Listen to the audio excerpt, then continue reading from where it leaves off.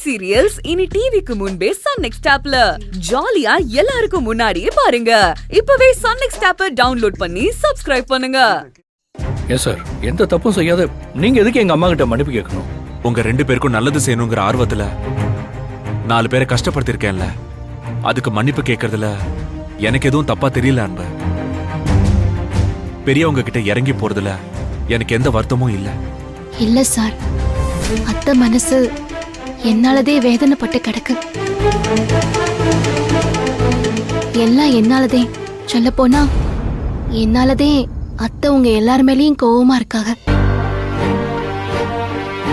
நியாயமா நான் தான் அவங்க காலில் விழுந்து மன்னிப்பு கேட்கணும்.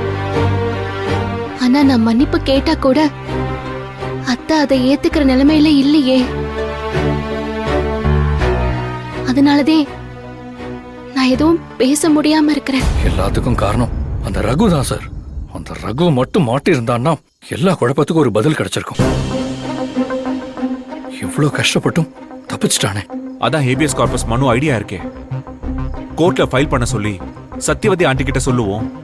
அந்த ரகு கண்டிப்பா மாட்டுவோம். அது முடியாது மகேஷ். அதுக்கு இப்ப வாய்ப்பு இல்லைன்னு நினைக்கிறேன். ஏன் மேடம் அப்படி சொல்றீங்க? அவனை பிடிக்க முடியாதுன்னு நீங்களே சொல்லலாமா? ஐயோ ஆனந்தி, ரகுவை பிடிக்க முடியாதுன்னு நான் சொல்லல. ஹேபியஸ் கார்பஸ், அதான் அந்த ஆட்கொணர்வு மனு போடலான்னு சொன்னல, அந்த வழியில கண்டுபிடிக்க முடியாதுன்னு தான் சொல்றேன். ஒரு ஆள் எங்க இருக்காங்கன்னே தெரியாத சூழ்நிலையில அவங்கள கண்டுபிடிக்க தான் ஹேபியஸ் கார்பஸ் மனு.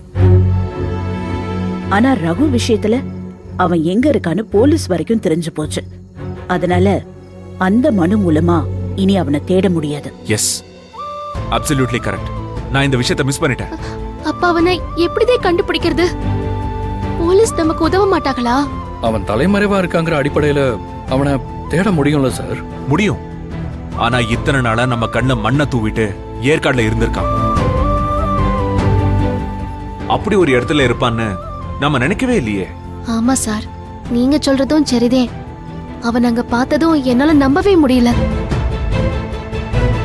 இப்ப அவன் இருக்கிற இடம் நமக்கு தெரிஞ்சு போச்சுன்னு அவன் இடத்த மாத்திருக்க வாய்ப்பு இருக்கு.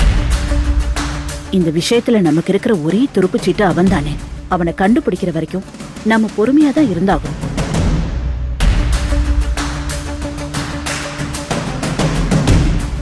என்ன சார் யோசிக்கிறீங்க? இவங்க சொன்னதுதான் யோசிக்கிறான். இந்த விஷயத்துல நமக்கு இருக்கிற ஒரே ஒரு துருப்புச்சீட்டு அந்த ரகு மட்டும்தானா?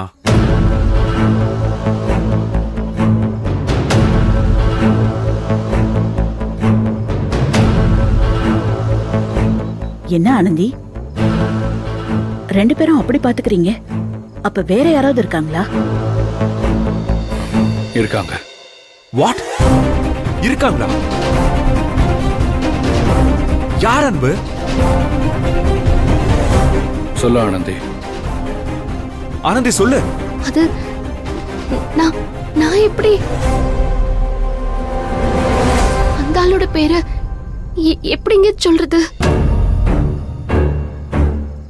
நம்ம அப்படி சொல்லிட்டு அப்புறம் எதுவும் இல்லைன்னா தேவையில்லாம பழி போட்ட மாதிரி ஆயிடாதா? நம்ம யார் மேலயும் பழி போட போறது இல்ல. நடந்ததை சொல்ல போறோம், அவ்வளவுதானே. சொல்லு ஆனந்தி, என்ன விஷயம்னு முதல்ல சொல்லு. யோசிக்காத. நீ சொல்ற விஷயத்துல இருந்து கூட ஏதாவது க்ளூ கிடைக்கலாம்ல? ஆமா ஆனந்தி, மகேஷும் அன்பும் சொல்றது சரிதான். என்ன நடந்துச்சுன்னு சொல்லு. முன்ன ஒரு தடவை ரகுவ அந்த ஹோட்டல்ல வச்சு பிடிச்சோன்னு சொன்னேன்ல, அப்போ யார் சொல்லி இதெல்லாம் செஞ்சேன்னு கேட்டப்போ அந்த கருணாகரன் பேரதே ரகு சொன்னான். என்ன, கருணாகரனா? ஆமா சார், கருணாகரன் தான். செகண்ட் டைம் ரகு வேன்ல அடிபட்டு ஹாஸ்பிட்டல்ல இருந்தப்போ அவனை காப்பாத்தி கூட்டிட்டு போனது கூட கருணாகரனா இருக்குமோன்னு எனக்கு ஒரு டவுட் இருக்கு. என்ன பண்ணி வச்சிருக்கீங்க நீங்க 2 பேரும்? இவ்வளவு முக்கியமான விஷயத்த ஏன் என்கிட்ட சொல்லாம மறைச்சிருக்கீங்க? சார், கோவப்படாதீங்க சார். உங்ககிட்ட சொல்ல கூடாதுன்னு திட்டம் போட்டெல்லாம் நாங்க மறைக்கல.